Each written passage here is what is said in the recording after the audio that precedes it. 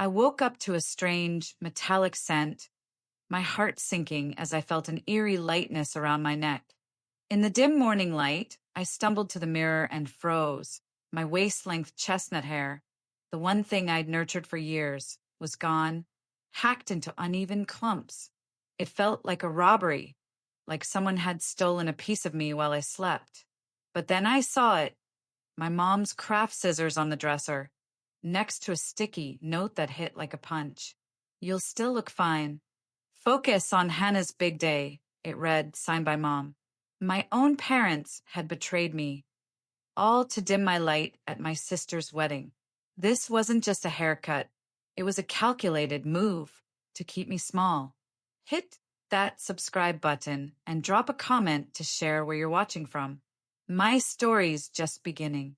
The shock of that morning lingered like a bad dream, but the truth was worse than any nightmare. As I stood there, staring at the hacked-off strands of my hair scattered across my pillow, I couldn't shake the weight of betrayal. My parents had always played favorites, but this was a new low. Let me take you back to where it all started. To a family where I was always the afterthought, the one who didn't quite measure up. My sister, Hannah, was the golden child. She got the designer dresses, the violin lessons, the graduation trip to Paris.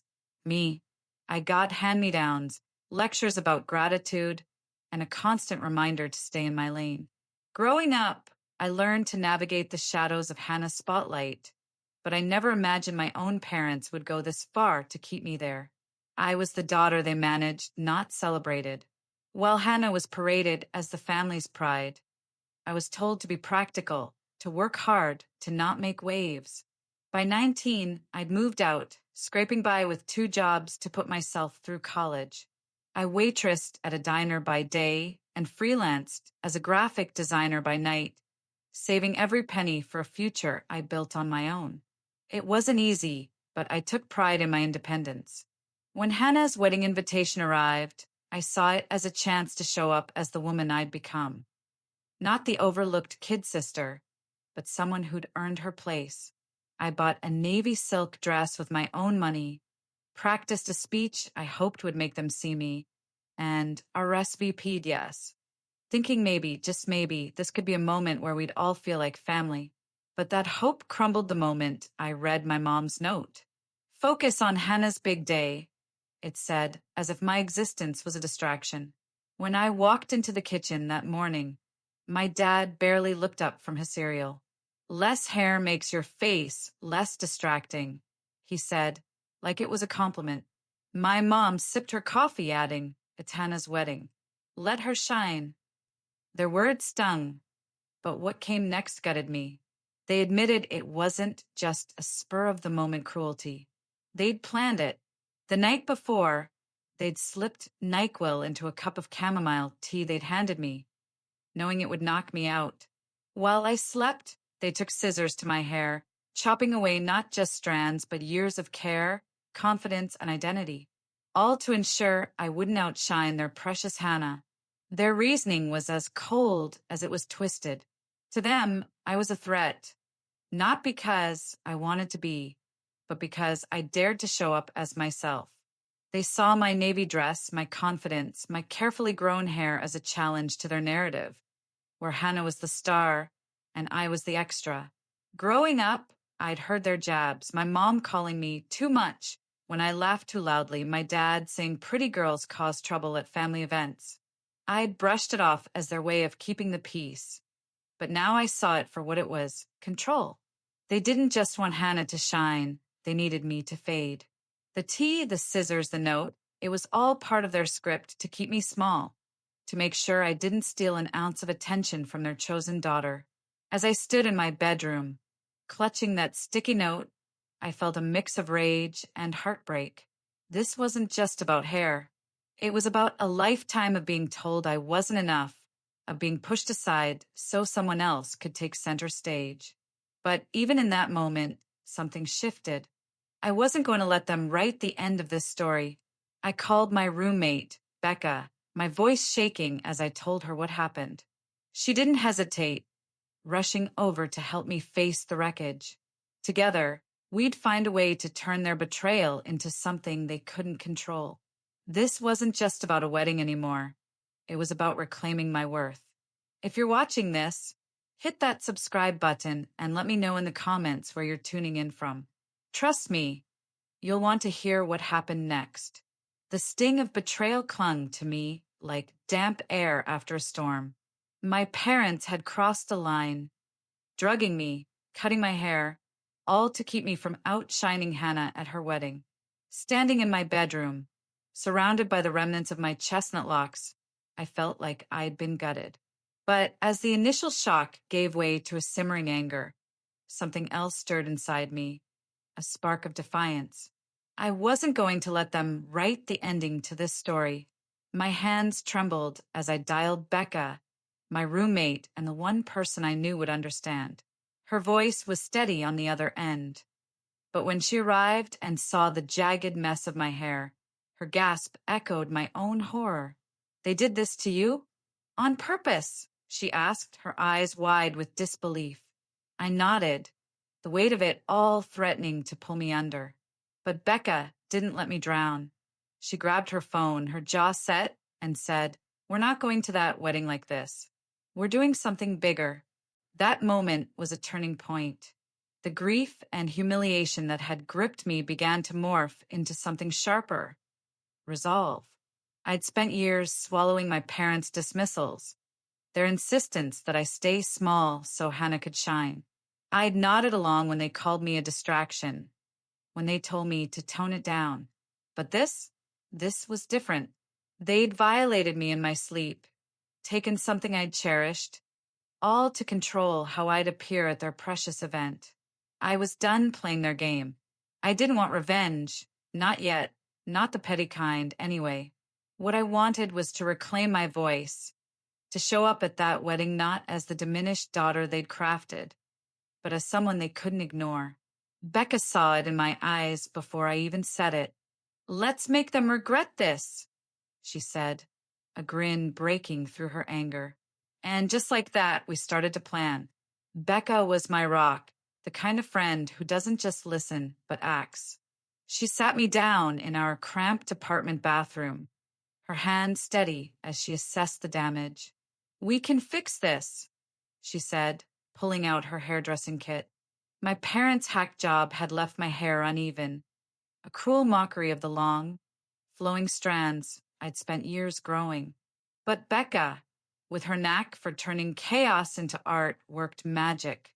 She trimmed the jagged ends, shaping what was left into a sleek, edgy bob that framed my face in a way that felt bold, almost defiant. As she snipped and styled, she didn't just fix my hair. She helped me see myself again. "You look like someone who's about to shake things up," she said, stepping back to admire her work. I caught my reflection and, for the first time that day, felt a flicker of power. This wasn't the look my parents had intended. It was better. While Becca worked, we talked strategy. My parents had handed me a script for the wedding, a toast full of generic platitudes about sisterhood and love, meant to prop up Hannah's perfect day while keeping me in the background. I'd practiced it, thinking it might earn me a rare nod of approval. Now, the thought of reading their words made my stomach churn. "I'm not wearing that dress, and I'm not saying their speech," I told Becca, my voice steady for the first time in hours. She nodded, scrolling through her phone. "Good, because you've got something better." She reminded me of the voice memos I'd recorded for my therapist. Little snippets of my parents' cutting remarks, things I'd brushed off as normal at the time. There was one from a few weeks ago, my mom's voice sharp as she called me a distraction for posting a photo from a friend's bridal shower. Another of my dad, chuckling as he said, "Pretty girls ruin weddings with their jealousy." Listening to them now, with Becca by my side, I realized they weren't just rude. They were evidence of a pattern, a deliberate effort to keep me down. Becca's eyes lit up as she played the recordings back. "This is your ammunition," she said. "They think they can control you, but you're going to flip the script." We spent the night plotting, not out of spite, but out of necessity. I wasn't going to slink into that wedding as the obedient daughter they expected, wearing their approved dress and reciting their approved words. Instead, I'd show up as myself, unapologetic, unafraid, and ready to expose the truth. The navy silk dress I'd bought with my own hard-earned money, it was staying in the closet. Their toast? I'd shred it and write my own. Becca and I stayed up late, her fingers flying across her phone as she sketched out ideas for how I'd walk into that vineyard estate and make them see me, not as a threat, but as a force. The plan wasn't just about the wedding. It was about reclaiming the narrative of my life. For years, I'd let my parents define me as the lesser daughter, the one who didn't deserve the spotlight. I'd worked 2 jobs, built a career as a freelance designer, and still showed up for family events hoping for scraps of approval. But that night, as Becca styled the last strand of my new bob, I saw a different path. This wasn't just about one day. It was about every day after. I'd walk into that wedding not to ruin it, but to rewrite my story. The speech I'd give wouldn't be about sisterhood or family bonds. It would be about truth, about what happens when people who claim to love you try to cut you down. And it would be just the beginning. As dawn broke, I felt a strange calm. The wedding was hours away, and I was ready, not to play their game, but to change the rules entirely. Becca handed me a coffee, her smile fierce.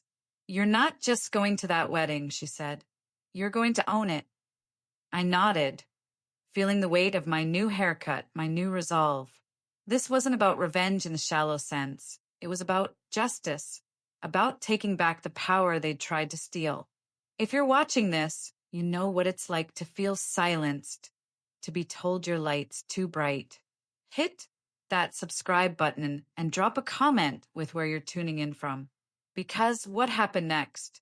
It's the kind of story that changes everything. The vineyard estate glowed under the California sun, its rolling hills and polished tables screaming, picture-perfect wedding. But as I stepped into the rehearsal brunch, my sleek bob catching the light, I wasn't there to play the role my parents had scripted. My heart pounded, not with fear, but with a fire I'd never felt before. I'd spent years shrinking to fit their narrative. Always the lesser daughter, the one who shouldn't outshine Hannah. Today I was done. The speech they'd handed me, full of hollow words about sisterhood, was crumpled in my mind.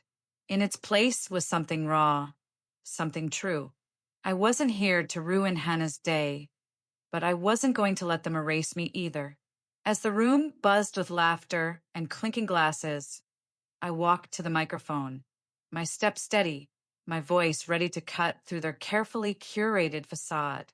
"Hi, everyone," I began, my words slicing through the warm, smug atmosphere. "I know I'm not the favorite daughter. That's never been a secret. But today, I'm here to say something different." The air shifted, forks pausing mid-bite. My mother's smile twitched, my father's eyes narrowed, but I didn't stop. "I want to talk about what happens behind the family portraits. When people who say they love you cut you, literally, to keep you from shining." Gasps rippled through the crowd. I pulled out my phone, my fingers steady as I played the recordings. My mother's voice, cold and deliberate. "She thinks she'll look better than Hannah. We'll fix that." My father's laugh, chilling. "We'll cut it while she sleeps. Girls like her need reminders." The room fell silent, the kind of silence that screams. An uncle dropped his fork. Guests exchanged horrified glances. I ended with, "You taught me shame. Now I'm teaching you consequences." Security escorted me out as my parents shouted. Hannah's tears more about her ruined photos than my pain. But I'd done what I came to do. Becca, my lifeline, had been ready. She recorded my speech, every word, every gasp, and uploaded it that night with a caption that hit like a spark to dry grass. "This is what happens when you weaponize family." By morning, the video was everywhere. TikTok exploded with lip syncs. Twitter threads dissected it. and strangers sent DMs saying, "Thank you for saying what I never could." Millions watched, shared, and raged. Celebrities retweeted it. Bloggers called it a cultural moment, tossing around terms like pretty privilege and emotional abuse. The internet didn't just amplify my story, it turned it into a movement. I wasn't just the girl with the hacked off hair anymore. I was a voice for every kid who'd been silenced to prop up someone else.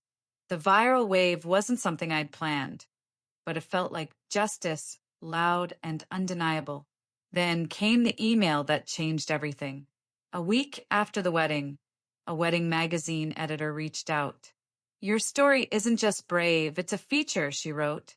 "How about a photo shoot and an article called The Uninvited Sister Who Stole the Show?"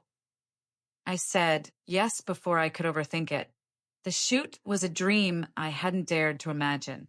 They draped me in gowns that shimmered with defiance, styled my bob into something fierce and elegant, and painted my face with confidence. The camera loved me, but more importantly, I loved me. Each click felt like a reclaiming of what my parents had tried to steal. The article hit stands and screens, and suddenly I was more than a viral moment. I was a story of triumph, a freelancer who'd turned pain into purpose. Back home, the fallout was swift and brutal. My parents' suburban bubble burst. Neighbors who'd cheered Hannah's engagement now avoided them in the grocery store. The priest who'd officiated the wedding gave a sermon about forgiveness, pointing the finger at Hannah, not me. Even her new husband, Greg, walked out 6 weeks later. He'd found a box of printed Instagram comments, vicious attacks on me, posted by Hannah under anonymous accounts. She wasn't just complicit, she was obsessed, and now she was alone.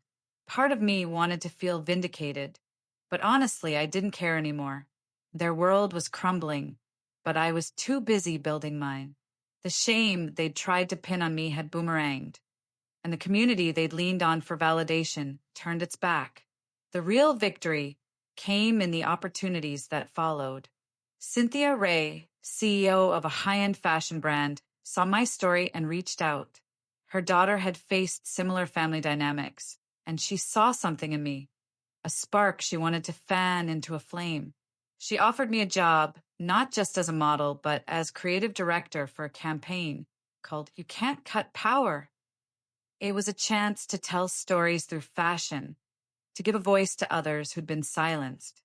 Photo shoots, press tours, even TEDx talk requests poured in. I wasn't chasing fame. I was chasing freedom, the kind that comes from knowing your worth isn't tied to someone else's approval. My parents had tried to dim my light, but instead they'd lit a fire. As the weeks passed, my story became a touchstone for others. Bloggers analyzed it, talk shows debated it, and I became a symbol for every daughter who'd been told she was too much or not enough. I didn't set out to be a hero, but I wasn't going to let them make me a victim either. My parents' betrayal had been a cruel attempt to control me, but it backfired. The world saw their actions for what they were, and I was no longer the invisible daughter. I was the one who'd stood up, spoken out, and turned a moment of pain into a movement. If you've ever felt like your light was too bright for someone else's comfort, this story's for you. Hit that subscribe button and let me know in the comments where you're watching from. Because what happened next? It's proof that no one can cut your power if you refuse to let them. Months after the wedding, I stood in my hometown, no longer the overlooked daughter, but a woman in charge of her own story. I'd taken Cynthia Ray's offer and opened a sleek, creative office downtown, right on the street where my parents once rushed me past to Hannah's piano recitals. The giant window decal read, "Power cannot be cut," a quiet rebellion in vinyl. My team hosted an open house, drawing local press, activists, and even old classmates who once mocked my quietness, now asking for internships. Then, uninvited, my parents walked in. My mother hid behind oversized sunglasses, my father's face etched with the weight of guilt, or maybe just exposure. "We're proud of you," my mom said, her voice soft. I smiled. Funny, you haven't been proud since I had braces. They stood out of place as I turned to address a room full of people who saw me for me. My worth wasn't theirs to define, not with scissors, not with silence. If my story resonates, hit that subscribe button and comment where you're watching from. Your voice matters too.